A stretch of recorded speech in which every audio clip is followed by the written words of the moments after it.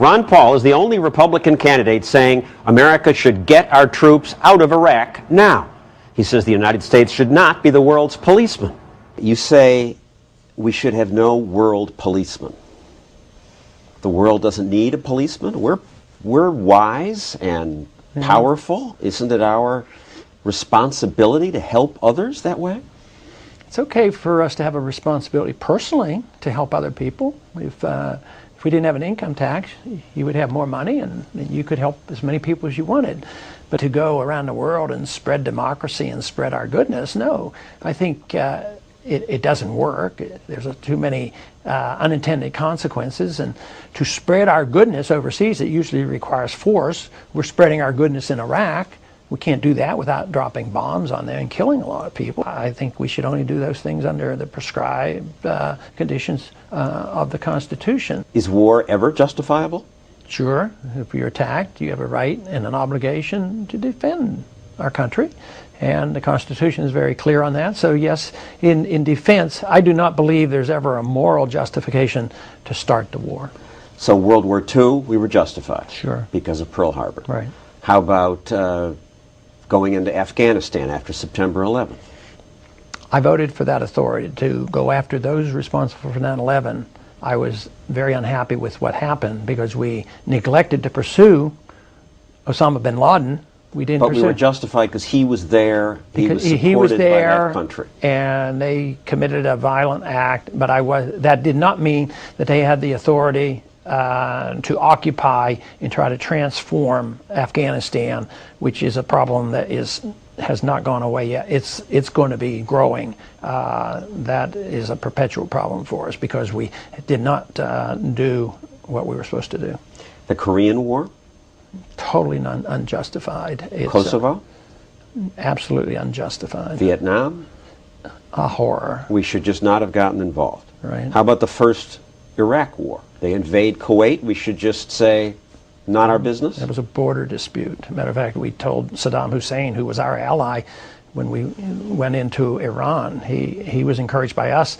So he told us, he let us know, that he might do it. Invaded the next country and the next country. Well, maybe they should do something about it. I bet Israel would have done something about it, and I bet Saudi Arabia maybe would have talked to Israel. I think if it would have been left to the region, they might have taken care of Saddam Hussein in 1990, and we wouldn't have the problems we had today. But it's not our business. It's not our business. Even if there's genocide, terrible suffering places? No, because genocides, the Soviets did it, the Chinese did it, Pol Pot did it. I think it's a tragedy, and we can have a moral statement, but you can't use force of arms to invade other countries to make them better people. Our job is to make us a better people. If we don't attack them there, they'll attack us here. And I think the opposite is true. I think the fact that we occupy their territories and we have angered even more people now. Our occupation has expanded tremendously from what it was like before 9/11. And yet the radicals were able to use our bases in Saudi Arabia and the bombing of Iraq as a reason to come over here. They were motivated, 19 individuals ready to sacrifice their lives and come over here. And because we had bases in their land. If you believe what Osama bin Laden says, and I don't think he would lie. Rudy Giuliani says that's an absurd explanation on the debate. He did say that, and maybe he has changed his mind because I gave him quite a few books to read that have studied this rather well by CIA agents and other experts, and they come up with a different conclusion. I think logic tells us that I'm right on this side of the issue, especially if China were to do the same thing to us, and they were here, and they had troops in our land, and they said they were going to protect their oil.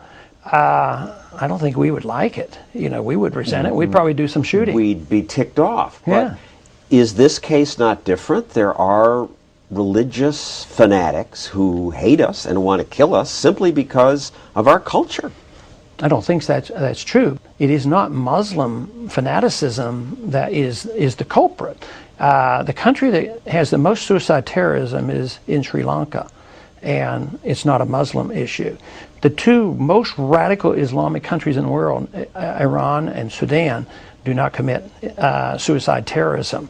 So that is not the litmus test. The litmus test is whether they interpret or we are actually occupying a territory that they resent. In the case of Saudi Arabia, that was holy land for them. You would pull our troops out of most everywhere. You'd pull American troops out of Korea, Germany, Middle East, everywhere. There'd be several reasons. One, under the Constitution, we don't have the authority to just put troops in foreign countries willy-nilly, and we're not at war. I mean, where does this authority come from?